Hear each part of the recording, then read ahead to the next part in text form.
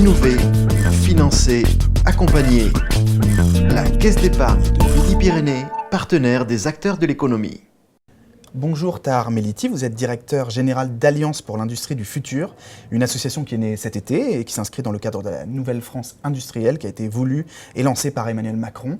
Quelle est la mission, l'objectif de cette association ? Alors en fait, les objectifs, ils sont doubles, essentiellement portés par un constat qui a été fait il y a quelques mois autour de l'état de l'industrie française et en particulier de l'état de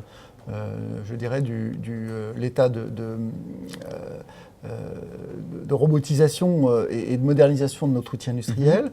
Donc l'objectif, il est double. Premièrement, faire du rattrapage accéléré de notre tissu industriel et en particulier du tissu des PME, PMI françaises, essentiellement sous-traitants de nos grands donneurs d'ordre, mais également de franchir le cap, je dirais, de la digitalisation en particulier, mais également de toutes les nouvelles technologies qui tournent autour de l'industrie du futur, pour être au meilleur niveau mondial, voire être leader mondial des nouvelles technologies au sein de nos industries.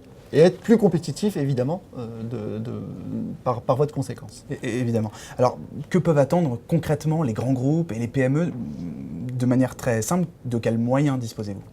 Alors les moyens, ils nous sont donnés. D'abord, nous, au sein de l'Alliance, nous développons un certain nombre de propositions, d'axes de travail.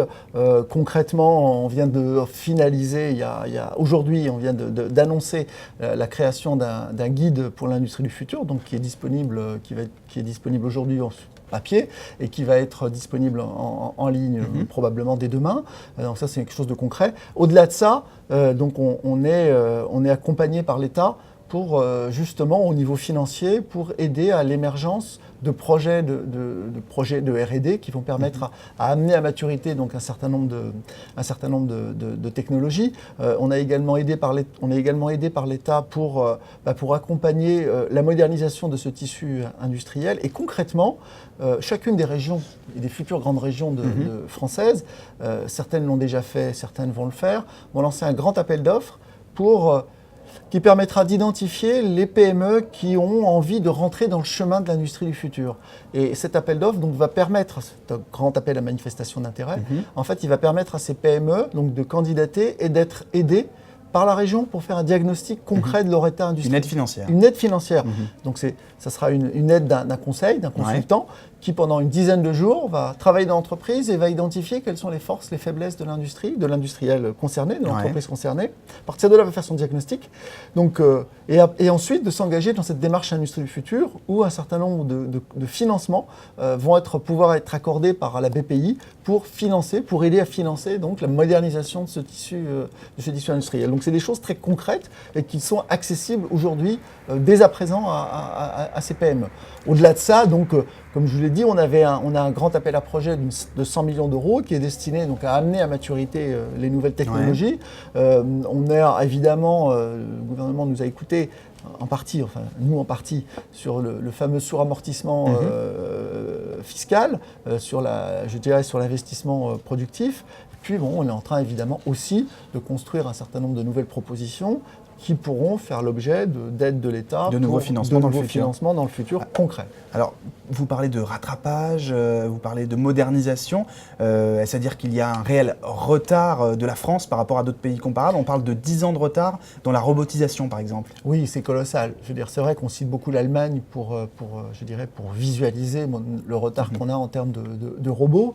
Mais ce n'est pas le seul. L'Italie, nos proches voisins également, ont aussi un taux d'équipement en robots qui est extrêmement plus important que le nôtre. Alors sans parler évidemment des taux d'équipement de robots en Corée du Sud, au Japon, aux États-Unis, etc. Donc on a un vrai retard globalement de modernisation.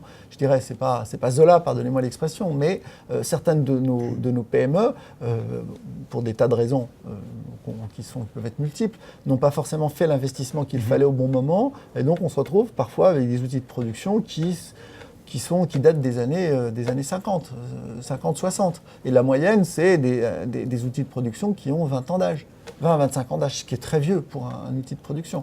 par rapport aux technologies modernes aujourd'hui. Ce n'est pas forcément le cas dans toutes les industries. Je pense à l'industrie aéronautique, évidemment, ici à Toulouse, qui, elle, n'est pas forcément en retard.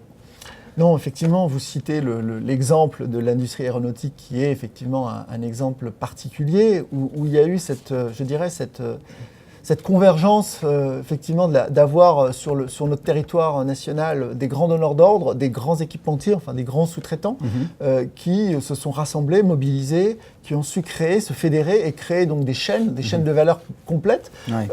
Et investir au bon moment. Et investir au bon moment, structurer cette filière de façon, encore une fois, très intelligente. Il faut le dire, c'est un modèle aujourd'hui, on le sait, c'est un modèle pour toute l'industrie française.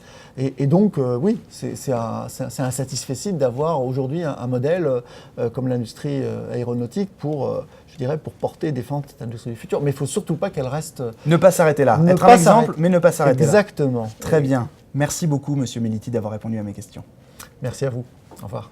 Innover, financer, accompagner. La Caisse d'épargne de Midi-Pyrénées, partenaire des acteurs de l'économie.